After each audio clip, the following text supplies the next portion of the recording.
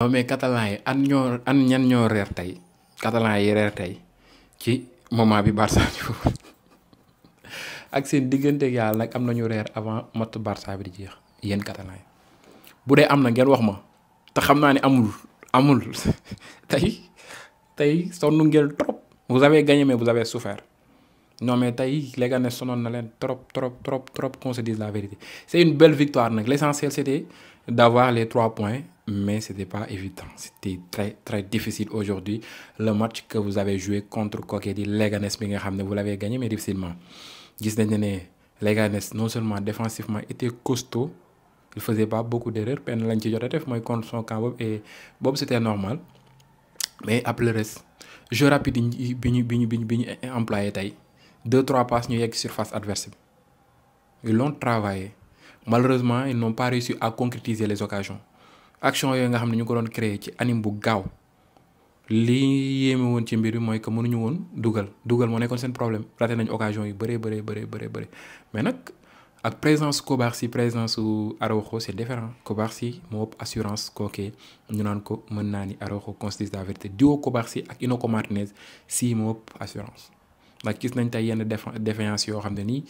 am na yenn équipe yi mu doon mënoon dugal ay buts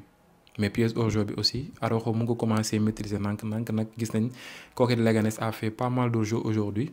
mais action bi gagné match bi tey mooy action Inoco Martinez bi ci fin temps bi. la mu taakale kooki di Munir damay faral di wax naan ancien joueur bu Barça yi ñi nga xam jóge ci Masia bi saa ñu dajanteeg Barça noo def ñu këpp yalwaan Barça baa ñu ray ko ba muy dugg deuxième mi-temps laa ni kii xalaat naa mu raylu Barça de effectivement noonu la naroon demee mais après au finish avec un très grand Inoco Martinez ci taakal bu set bi nga xam ne def na ko taakal ko boole ko bal bi ba pare jël bal bi non mais c'était super action boobu moo gagné match bi ndax xam naa ne bu loon taakal boobu soit dañ koy jéem a jàpp jël rouge dernière minute daral na ko pour bañ a encaisser mais après mën na la préparer mën na am coup franc boo xam ne nii mën nañ ko dugal leneen mais fexe na ba taakal bu set boo xam ne nii avant wàjj di nekk ci course am nag foofu boo xoolee action bi kooku di Munir bal bi ci kaw la doon dawal ak conduite de ballon ci kaw la ko doon defee course bi ci kaw la bal doon demee rebond di jug di dem foofu c'était pas facile pour mu am efficacité wala pour mu gaaw tamit ci course am automatiquement Inoco da koy dab mais foofu taakal bi set na set boo xam ne bu doon keneen tamit bu ko cuune mën na koo laal bu ko taakalee moom mu daanu mu am fa rouge direct mais taakal na ko taakal bu set ak nu mu mën demee lépp def na ko ci anime boo xam ne nii tu sens que ni ce défenseur cette saison il est en forme ba pare mu ngi ci niveau boo xam ne nii rare na jamono ji ci défenseur central mondial yi ñu yegg fa. Non, Inoco Martinez, il est au top en ce moment-là. Vraiment, il est au top, ce gars. Fougue gi rek c'est exceptionnel. Mais fulla ak fayda gi ak fit gi nga xam ne mu ngi koy dool mais intelligence bi muy doxee. Joueur bu njax la défenseur bu njax la ba pare intelligence mais am intelligence yeew maytuma lool. Te kooku loolu la boole. Inoco Martinez. Te c'est un leader. Il parle avec ses coéquipiers, il parle avec l'arbitre. Maanaam day wax ak ay coéquipiers am def lii dafa lële ku deful naka noonu mu yuuxu dal sa kaw ba pare di wax ak arbitre dal ci kawam. loolu leader moo koy def kon nag Barça seen équipe bi li avantage dafa bëri ay leader Inoco il parle c'est un leader De Jong il parle c'est un leader Gavi bu dee dugg na il parle c'est un leader Lewandowski aussi il parle Rafinha c'est un leader il parle lui aussi avec tous ces leaders mais ñoom ñëpp dañuy booloo jiital kenn ñu ànd dem et tout avec ça tu sens que ni cette saison Barça il est lancé pour prendre des trophées mais nag xaw ma ñu ne saison bi nu muy mujjee en tout cas des na lu bëree li des saison bi mu ngi noonee mais Barça a souffert aujourd'hui si match tey bi fan nga koy gën a sentir Pedri gis ngeen ko avant temps bi jeex sax tu sens que ni il est épuisé loolu fatigue yi match yi mu jot a football aussi da ci joué mais match tey bi tu sens que ni Pedri vraiment il était fatigué il était trop fatigué il a beaucoup fourni beaucoup d'efforts de même que De Jong seen duo bi c'est exceptionnel mais Barça xaw tuut ñu encaissé but ay bii sax laa doon wax mënoon nañoo ñàkk match ci à tout moment mais wala sax équipe adverse bi samp nul yaaxal leen seen yoon te ñu ngi woon ci yoon bu normal ngir ma dem jëli ci titre Liga espagnole bi. Malheureusement pour vous les Catalans Balde mi blessé Gérard Martin c'est un joueur boo xam ne défensivement 1 contre 1 il gère mais offensivement ça reste beaucoup par rapport ak Balde il gère moom mais. Par rapport ak Balde boo ko doon comparé Balde foofu daf ko fay romb foofu du dem ak du taxawaloo ak moom mu ngi noone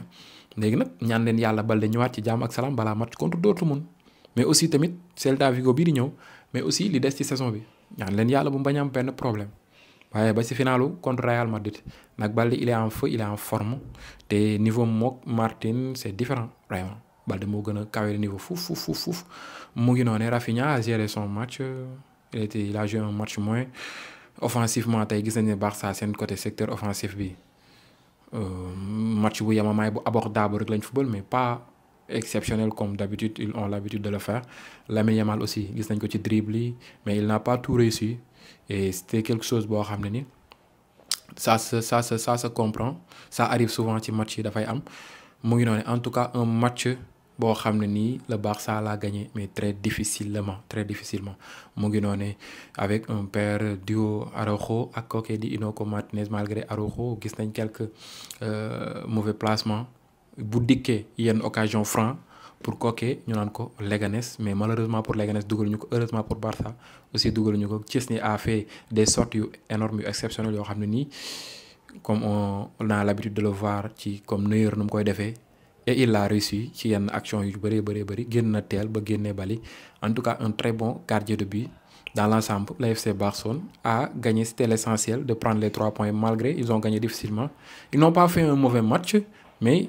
leur match était difficile aujourd'hui pour gagner kooku di Leganés. Actuellement nag Liga espagnole bi Barça jiitul na Real lu tolloog 7 points yokk na écart bi mais Real des na ko match suba mook Deportivo léegi nag Real bu dóoree Deportivo suba dina dab Barça 4 points la koy rawee ba léegi. bu dee Deportivo du ko dóor Barça 7 points lay dëggal bu dee dafa nul ak Deportivo nag Barça 6 points moom la koy rawee léegi nag ñu ngi xaar suba nan la nar a demee ak Atlético Madrid aussi en tout cas un match moyen abordable on peut dire je ne vais pas dire un très bon match de FC Barcelone mais un match très difficile un match abordable de FC Barcelone contre kooku di Leganés mu ngi noonu ngeen xamee ko noonu ma leen di xaar ci commentaire yi kan ngeen di jox homme du match ci match bi nga xam ne dox na diggante Barça ak kooku ñu naan ko Leganés man nag je le donne à Inigo Martinez mi nga xam ne moo def benn parade moo def benn sortie bokk maanaam benn tackle bu am solo contre kooku di Munir bi nga xam ne mooy joueur Leganés bi nga xam ne Barça moom moo ko formé woon foofee ca Masia ba waaye dem na ba amatul confiance aussi ñu bàyyi ko mu dem mu ñëw bëgg a wane ne Barça il est là te it mën na leen rey mu ngi noonu ngeen xamee ko noonu képp koo xam ne nag yaa ngi may seetaan te abonné goo sama chaîne YouTube bu ko tàyyi